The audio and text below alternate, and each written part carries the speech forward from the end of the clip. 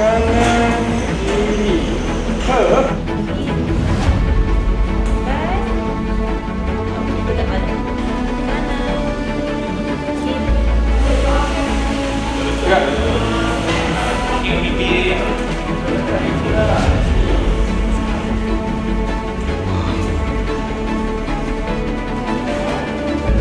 Okey.